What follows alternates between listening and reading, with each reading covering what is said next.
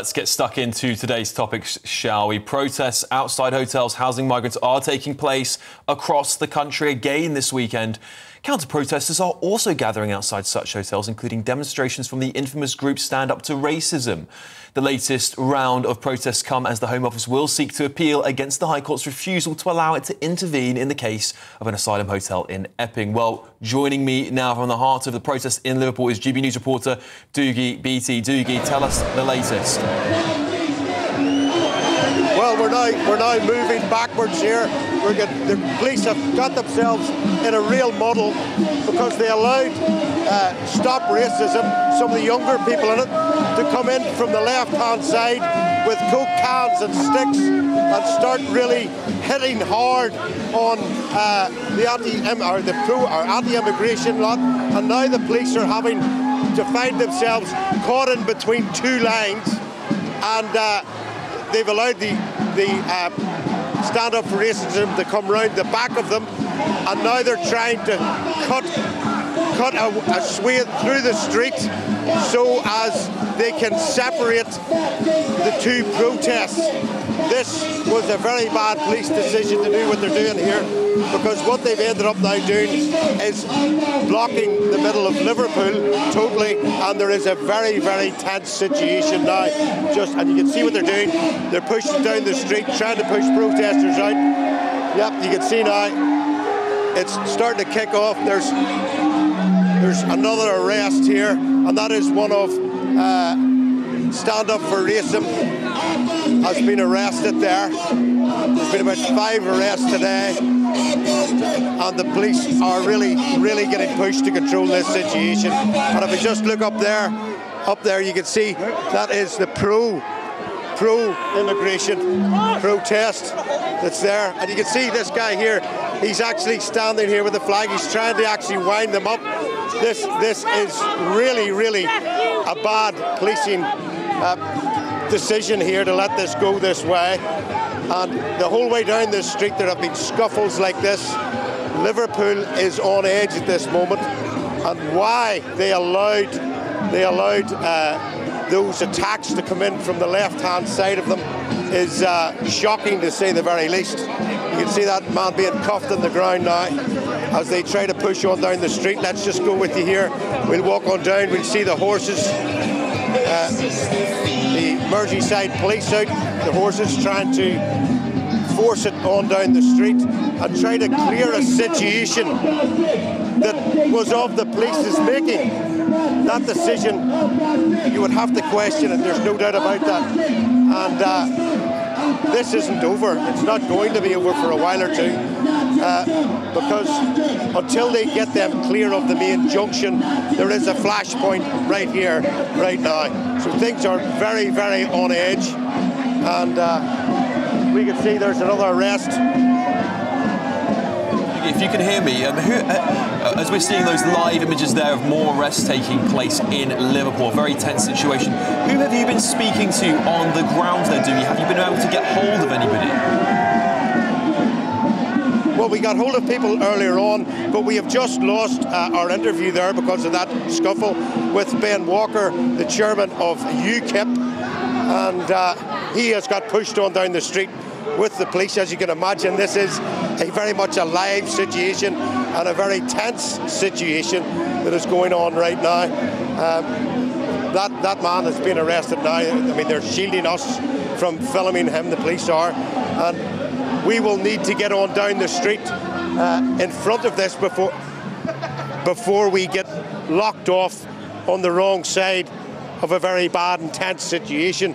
So for this minute in time, we are going to have to leave you to try and make sure that we're not trapped between two lines here. Hello, I'm Bev Turner. Now, it can feel like the money in our bank accounts at the moment does not keep up with the cost of living, and maybe there's a solution. I'm here today with the CEO of TallyMoney, Cameron Parry. Cameron, what is TallyMoney? Well, Bev, with TallyMoney, you get a current account and a debit card, but instead of pounds, you use milligrams of gold as your everyday money. So why gold? Gold traditionally is a great store of value. It has, on average, gone up at over 11% per annum for the last 25 years against the pound. It's tripled in value in the last decade. And in the last 2 years alone, it's increased by 50% against the pound. Banks' savings products just can't compete with that level of growth.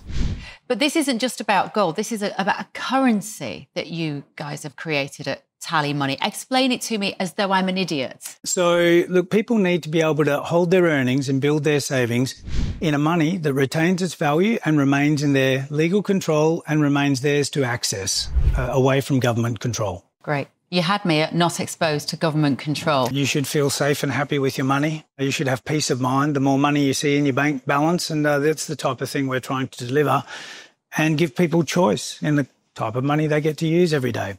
Brilliant. Thank you so much, Cameron. Thank you.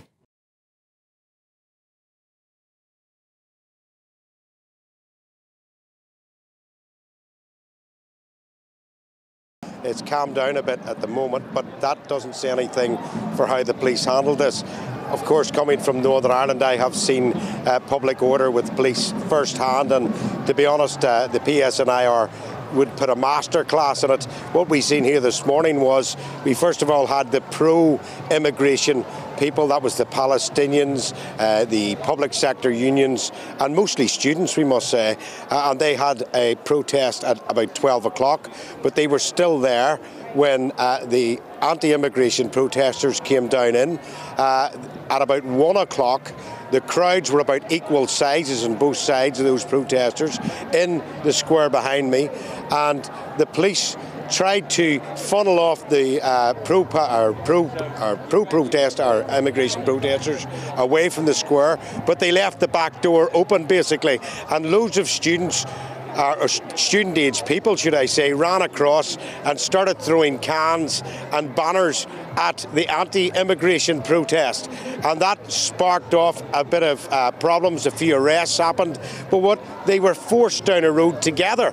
The police didn't separate them, and now they've came fully round the square and back up to where they are now, and the police now have the original problem of both sides being caught in the middle, and either somebody's going to have to back down and go away, or it will flare. And earlier on I spoke to Ben Walker, the chairman of UKIP, about what was happening. Where do we start? I mean, right from the beginning, Antifa have rushed our leader. They pulled one of our supporters into the crowd. As we've come round on the procession, you can, I think you've even got it on film. You can see that the left are throwing objects at us, cans, drinks, whatever it is.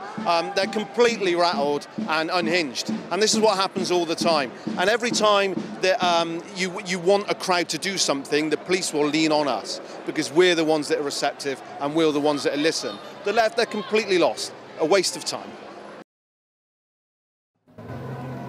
Well, you can hear the frustration with him, and you can see that the police are ready here, Dawn. Behind us there, you can see Merseyside mounted police. They had to use them earlier on. They are there in case they can't sort of get rid of this protest behind us from both sides.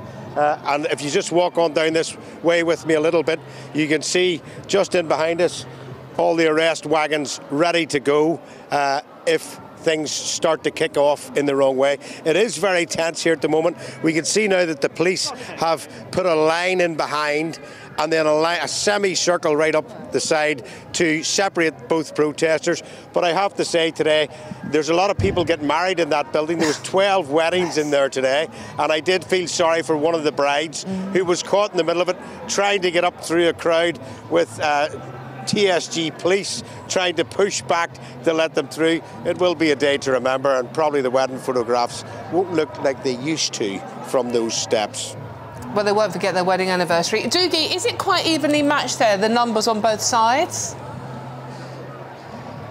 At about 1 o'clock, half one it was. Now what you're seeing is the pro-immigration people. There is a bigger crowd of them now than the anti-immigration. The anti-immigration people have really tailed off backwards out of the road, dispersed out through the city here, and that is going to be the only thing to cure that.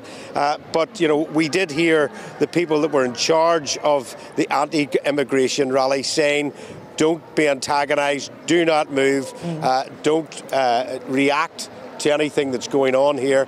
And they have policed that side breathing well themselves, Dawn. But you just never know. In a situation like this, it's when you get to the end of it, the hangers on, that trouble can start.